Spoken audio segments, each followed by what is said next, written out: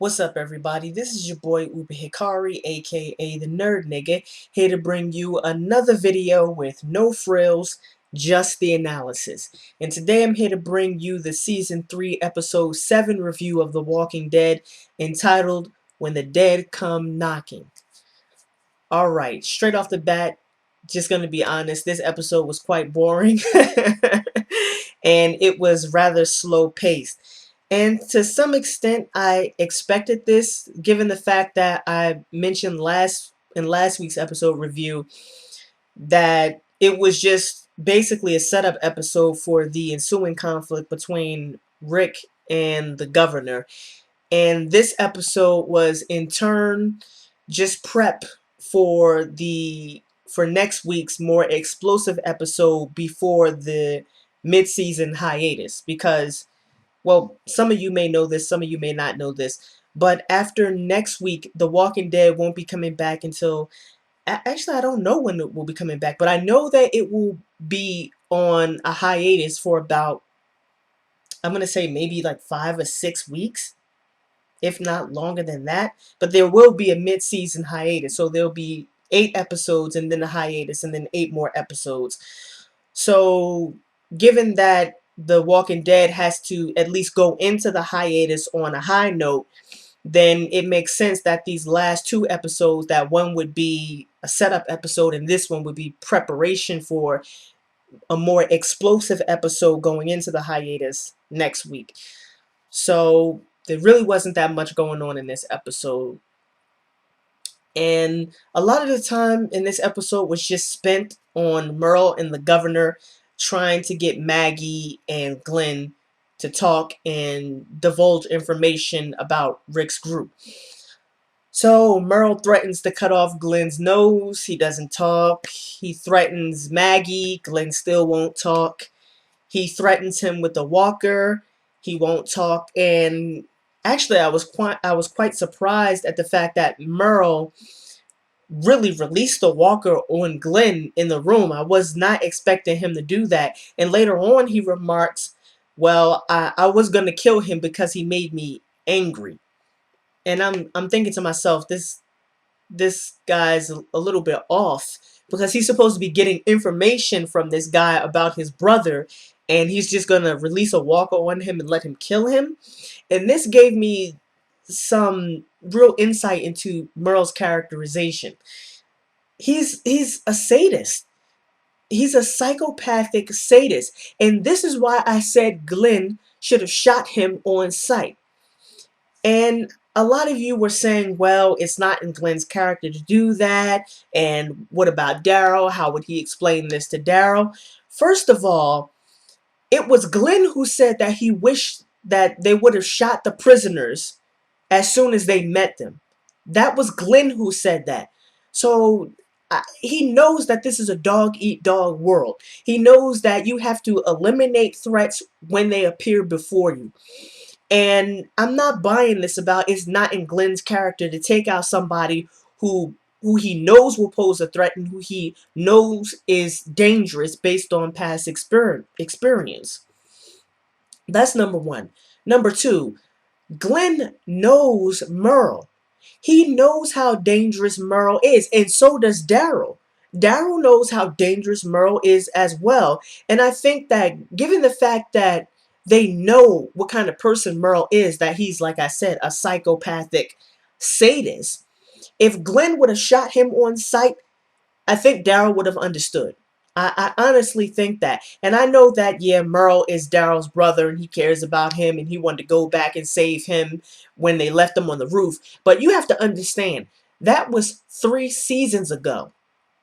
That was 3 seasons ago. And that was before Daryl and the rest of the group went through all of these life or death situations and basically became a family. So I don't think that Daryl would have been willing to risk allowing Merle to destroy everything that he built with these people simply because Merle was his brother. Especially considering the fact that Daryl has gone through all of these life and death situations with the group, and he now looks at the group as his family. So that's why I think it would have been okay for Glenn to just shoot Merle on sight. And since he didn't do that, now look at him. Look at what happened to Maggie. Look what happened to him. And he could have all avoided this nonsense if he'd have just killed Merle on sight when he had a chance. Now let me talk about the what I'll call the almost rape scene, because it wasn't really a rape.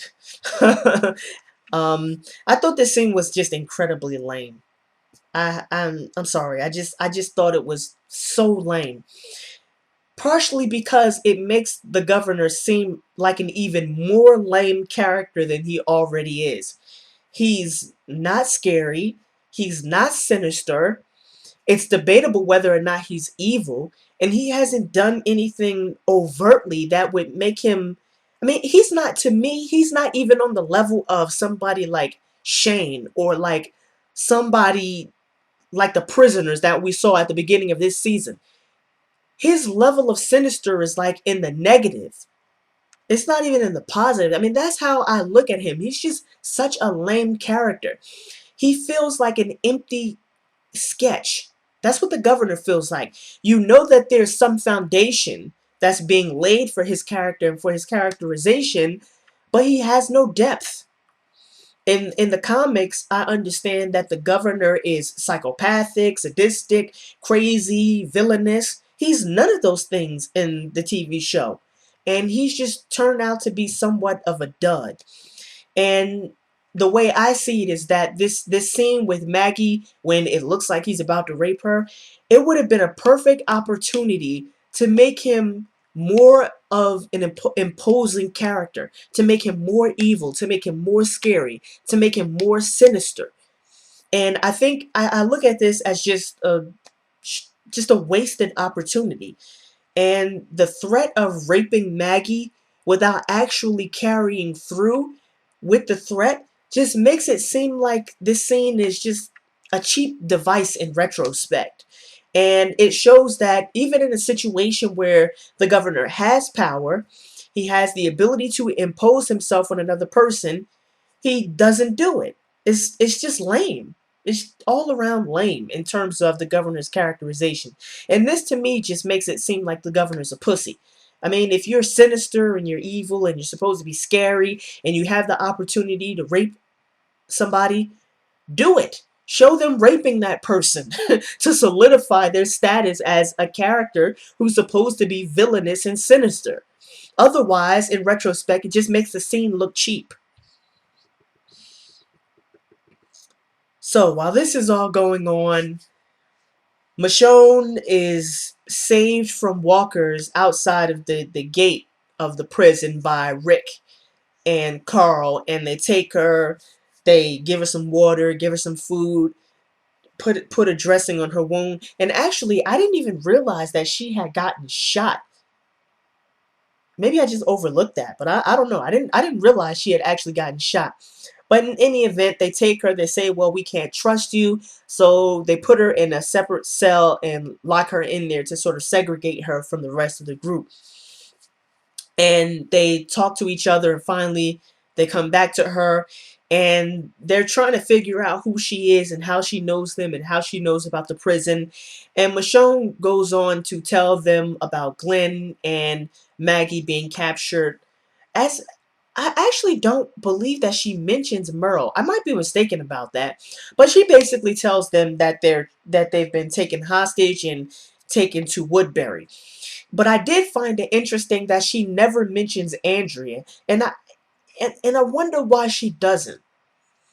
Because she knows that this is the group that Andrea used to be a part of. So I'm just wondering why she didn't tell them when they were trying to figure out who she was, why she didn't just tell them about Andrea and about the fact that she knows Andrea and that she lived with Andrea for a significant length of time. I really don't know why she didn't divulge that information. But they all get together and they decide to go and rescue Glenn and Maggie, and that's pretty much where we leave them off at the end of the episode. With them on their way to Woodbury trying to save and rescue Glenn and Maggie. But there was one important scene that I think is going to be somewhat of foreshadowing the eventual get together or alliance between Michonne and the rest of the group. That's just my take on it.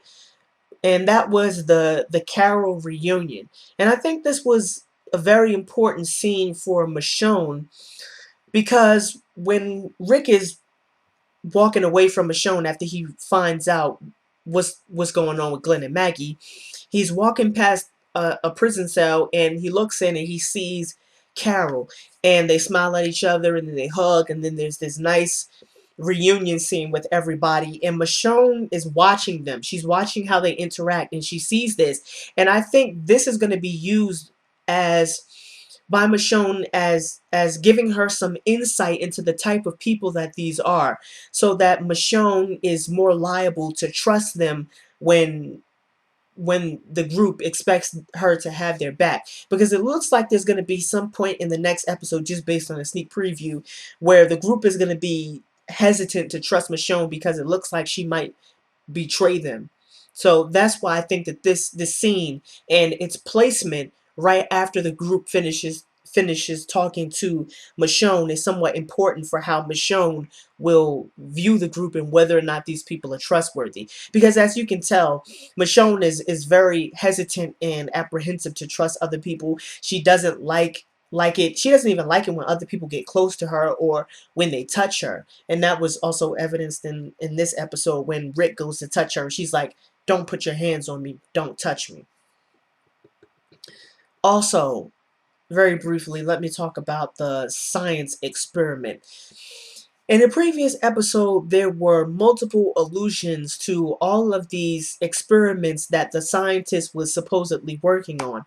And I thought there were going to be some sort of cool experiments that would reveal and give us more insight into the walkers. And that would, I don't know, show that they were working on some sort of cure or something. I thought it would be more revelatory than what it turned out to be. But as it turns out in this episode, this experiment was incredibly lame. And it sucked because we already know that these zombies don't have any consciousness based on the findings of Dr. Jenner. For you, those of you who don't remember, Dr. Jenner is the scientist who worked at the CDC, and he actually did experiments to show that the zombies actually don't have any brain activity except for the basic functions that allow them basic motor skills. And if you remember, he actually showed, I think it was an MRI scan or some sort of scan that actually shows that they have a significant level of decreased brain activity. And especially if any of you guys know anything about the brain, you know that for example, the prefrontal cortex, this part of the brain here, is responsible for executive functions. Things like abstract planning, goal-oriented activity, the ability to create goals out into the future and to think of steps that will allow you to attain those goals, things like that. We know that they don't have any brain activity in the prefrontal cortex, and as a result, we can probably infer that they don't have anything like a human consciousness that normal people have. So we already knew this. So that whole scientific experiment thing just felt like filler to me, something that was just used to fill in the emptiness that this episode was. Because I mean, that's pretty much what it was. It was just another preparatory setup episode for what I hope will be just a more explosive episode next week. And finally, let me talk about Andrea. Andrea is really starting to disgust me. Before, I was willing to overlook things, but as week after week passes, with her becoming more and more involved with the governor, she's just starting to disgust me. And I'm not buying into this whole argument about Andrea engaging in self deception. She just wants she's world weary. She's tired of the zombie apocalypse, and so she's just willing to accept Woodbury at face value. I'm sorry, I'm just not buying that argument. And the reason why I'm not buying that argument is because Andrea is not a dunce, or at least she didn't appear to be a dunce. She was very strong willed, shown to be a very capable character, and it's just inexplicable why she would just leave Michonne and forsake her the way she did. I mean, Michonne was a person who saved her, even though it wasn't really in her interest to do so, and even though she was at risk herself. On multiple occasions, she saved her initially at the end of season 2, and then when Andrea got sick, we saw Michonne going on runs to get medicine for her, and she didn't know Andrea. She didn't have to do these things for Andrea, and it's just mind-boggling why Andrea would not trust Michonne, a person who risked their life to save her, and would throw in her lot with somebody like the governor, who is so obviously suspicious. It's just, it doesn't make sense to me. And that, in conjunction with the fact that she's a capable character. Remember, Andrea didn't used to be a good fighter. She didn't used to be a capable character. In fact, she was going to kill herself at the end of season 1. But then she hooked up with Shane. She learned how to shoot a gun. She learned how to use knives. She learned how to defend herself. And she became a more strong-willed character. And I thought that her becoming more physically capable was also, in some sense, a metaphor for her becoming stronger mentally as well. And this was also evidenced in, if you remember, in season 2, where I forget that girl's name, Maggie's little sister, the girl who was thinking about trying to kill herself, and Andrea was telling her, listen, I'm not going to try and stop you from killing yourself, but you have to make the decision that you want to live. And that's the same decision that Andrea made. So Andrea, to me, is a strong-willed character. She's prudent, she's decisive, she's not a dunce. So I don't understand why all of a sudden this inconsistency is cropping up in her character, where she just seems to be willing to trust the governor and accept Woodbury at face value, even though someone like Michonne, who has her best interests at heart, is warning her that the situation is highly suspicious. Just doesn't make sense to me. And now she's basically throwing all of this away. Seasons of character development for some dick doesn't make sense. Just doesn't make sense. So that's pretty much it for this episode review. Like I said, this episode was boring simply because of what I thought was just filler used to stretch out the episode, and because it was more in the vein of last week's episode in terms of just being a setup episode for next week. And like I said, I hopefully next week will be more explosive because it's the last episode before the mid-season hiatus. So this was your boy Upa Hikari, aka the Nerd Nigga. Just brought you another video with no frills, just the analysis. Peace and have a blessed day.